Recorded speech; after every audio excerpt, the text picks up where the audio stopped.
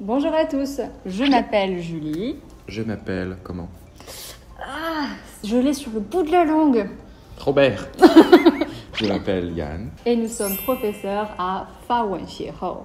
Nous avions envie de vous partager ces petites choses que l'on trouve assez étranges à Taïwan. Alors nous sommes à Taïwan depuis plus ou moins longtemps. Moi ça fait environ 3 ans. Et toi ça fait combien de temps? 1 an et demi, un peu plus d'1 an et demi. Et donc on va vous raconter ce qui nous a sauté aux yeux quand nous sommes arrivés ici. Alors la première chose, ce sont les animaux, souvent des chiens, qui sont dans des poussettes. Déjà, en fait, juste le concept de poussette. C'était la première fois en vrai que j'ai vu ce genre de poussette pour animaux. Il y a des chiens, des chats, j'ai même vu des lapins. Oui, après le choix. Le choix, ne se réduit plus. C'est bizarre, surtout la première fois. La première fois, je me suis dit, oh là là, parce qu'en plus, c'est vraiment des grosses poussettes. C'est des landaux, quoi. Oui. Et je m'étais dit, elle a des enfants. À mon avis, elle en a beaucoup parce que c'était quand même assez gros. Ouais. Je me suis dit, ça doit être des jumeaux et tout. Et là, je regarde, et là, c'est un caniche. Et le caniche, il te regarde et il te dire, bah quoi? Mais sauf que, oui, j'ai un problème. Qu'est-ce que tu fous là? Parce que pour nous, un animal, ça marche à côté de l'humain. C'est les enfants qui ne marchent pas encore, qui sont trop fatigués, qui vont aller dans les poussettes. Mais en vrai, après avoir essayé de comprendre le pourquoi du comment, c'est qu'à Taïwan, quand les animaux ne sont pas en poussette, ils ne sont pas acceptés en fait, dans plusieurs lieux. Les Taïwanais, vous passez votre vie en fait à l'extérieur. Mais en France, c'est plutôt l'inverse. Ouais, c'est vrai. On va dehors pour se promener.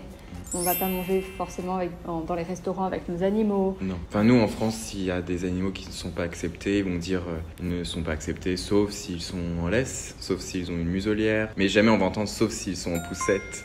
C'est pas l'idée qui vient dans les règles. Vrai. Souvent, dans les supermarchés, etc., on ne va pas accepter les animaux, ça c'est sûr. Votre animal va devoir rester à l'extérieur, sauf si c'est un chien d'aveugle. Ah oui, évidemment. Et j'ai même une histoire.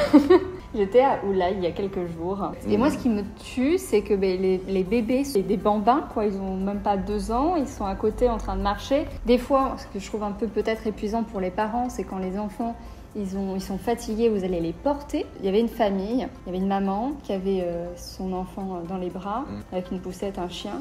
Et plus loin, il y avait une autre maman et un monsieur. Et ils avaient plutôt un landau. J'étais là, mais il y a combien de chiens à l'intérieur, quoi?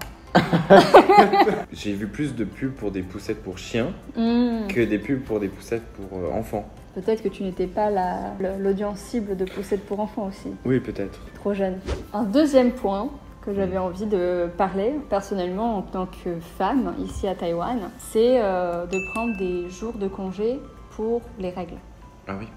Ça, c'est un truc qui n'existe pas du tout en France, qui n'existe pas du tout dans la majeure partie des pays du monde, je pense. Et en même temps, c'est une bonne chose. Alors, il y a des choses qu'on pourrait améliorer, mais l'idée déjà est excellente. Je pense qu'en France, il y a encore cette mentalité d'hommes qui pensent que les règles, c'est du pipeau. Il y a encore du boulot. Oui, il y a du boulot au niveau des mentalités. Une femme en France, quand elle a ses règles, même si c'est le premier jour, et encore toutes les femmes sont différentes. Il y a des femmes qui ont mal pendant 7 jours d'affilée. Mais du coup, ici, tu peux prendre les 7 jours? Alors non. À Taïwan, en fait, c'est pour ça que j'ai dit que ça pourrait être amélioré.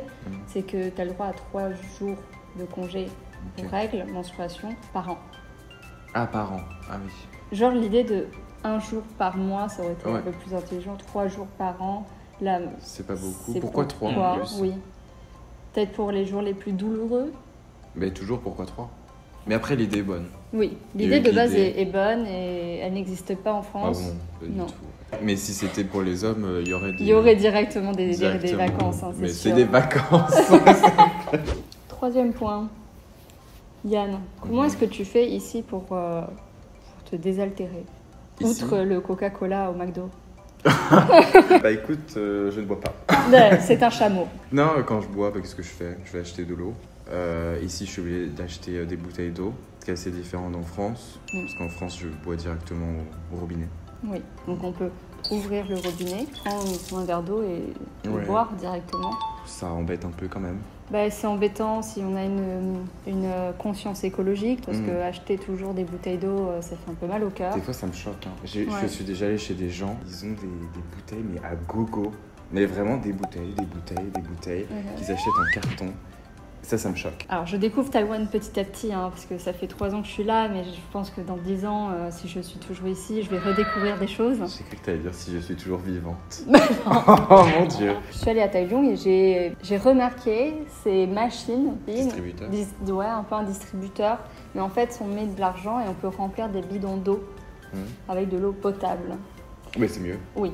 Et j'avais trouvé ça assez déconcertant. Alors déjà, le bon point, c'est qu'on peut réutiliser nos bouteilles, même si en soi, on n'est pas censé réutiliser les bouteilles d'eau en plastique. Non, parce que j'ai appris l'autre coup que la date de péremption sur les bouteilles en plastique, c'est pas pour l'eau, c'est pour la bouteille. Oui. Je savais pas. Mais d'une certaine façon, il y a une petite mentalité en mode on va essayer de faire en sorte que ce soit réutilisable. Mais en même temps, si cette borne-là, elle est potable, pourquoi chez nous, c'est pas potable? Mais techniquement, elle est potable. Elle est potable. Mais en fait, c'est tellement vieux. C'est vieux en fait. Ouais. C'est vieux qu'en fait, l'eau, elle n'est plus potable à l'arrivée. Non. Le système en France, il est assez bien fait, je pense. Le circuit, il est fermé. Ouais. La filtration, elle est faite sur plusieurs filtres. Il est presque impossible de retrouver des débris dans l'eau.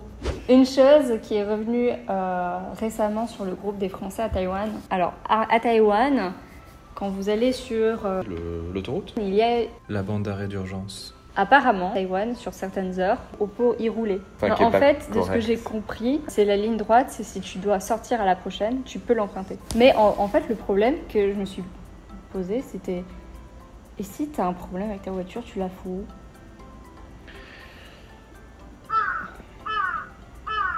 Dans le ravin.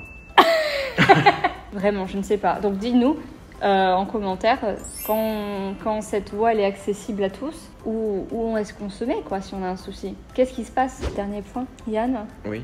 Tu l'aurais pas un peu grossi? Alors un Français te dirait je t'emmerde. Vraiment. Tu me dis ça, je vais dire bah sympa. En vrai, si j'ai grossi depuis que je suis à Taïwan.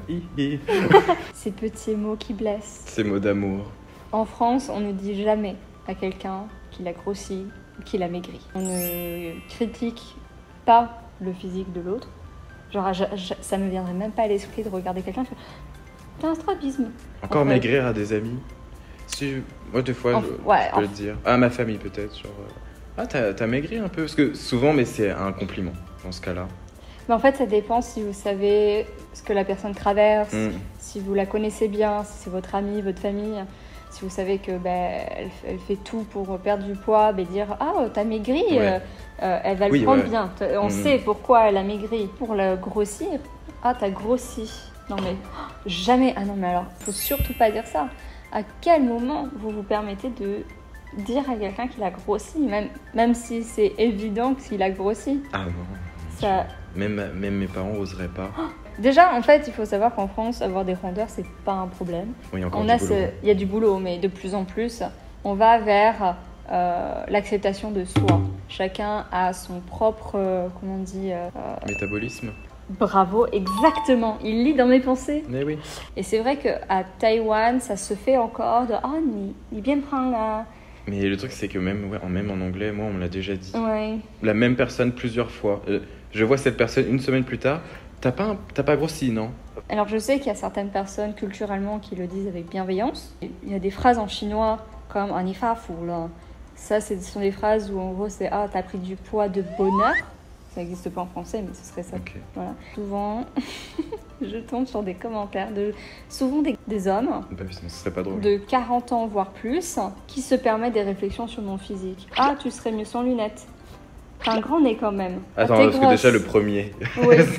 Tu serais mieux sans lunettes? Oui. C'est quoi ce... Alors je pense qu'il y a beaucoup de Taïwanais qui ont un problème avec les lunettes. Ils préfèrent les gens sans. Ah, en Corée c'est pareil. Il y avait une journaliste qui a fait scandale parce qu'elle a pas mis de lentilles, elle a mis des lunettes. Ça a fait énorme scandale. Le plus incroyable que j'ai jamais reçu, alors outre le « Ah, t'es poilu ». Oh. Non, mais c'est vrai? Ah ouais. Non, pas que t'es poilu, mais j'ai vu quelqu'un a dit ça. Non, vraiment. Le meilleur, c'est « T'as pas grossi du coup ?» T'as grossi nulle part ailleurs, mais du coup quoi. Mais alors le coup, ça m'a tué. Ton cou il mange bien à la cantine, ton cou. C'est bizarrement ciblé. Parce que, oui, c'est bizarrement ciblé, c'est bien. Parler du physique des gens, ça peut facilement engendrer des complexes. Des complexes. C'est surtout, vous savez pas quel complexe ils ont déjà. Ouais. Et ça se trouve, vous allez pointer le complexe qu'ils ont déjà. Oui. Peut-être que vous ne rentrez pas dans les codes que le pays dans lequel vous vivez vous impose, mais sachez que ailleurs on vous aime. Voilà. Et ça montre bien que tout ça c'est nul en fait. Ça rime à rien. Tout ça rime à rien. Il n'y a pas de critères de beauté. Ça change d'année en année. En plus. Oui. Et de pays en pays. Ayez confiance en vous et tout ira bien. Et pour avoir confiance en vous, il faut faire quoi? Il faut apprendre le français. Vraiment. Mais oui. Mais oui. Mais oui. Est-ce que vous avez des choses qui vous ont étonné lors de votre passage dans un pays francophone? Partagez-les nous aussi. On est bien curieux de voir. Oh, il doit en avoir plein. Parce que pour nous, c'est tout à fait normal, mais ça se trouve, il y a des trucs complètement étranges pour vous. Soyez gentils. Et à la semaine prochaine. J'aurais peut-être grossi.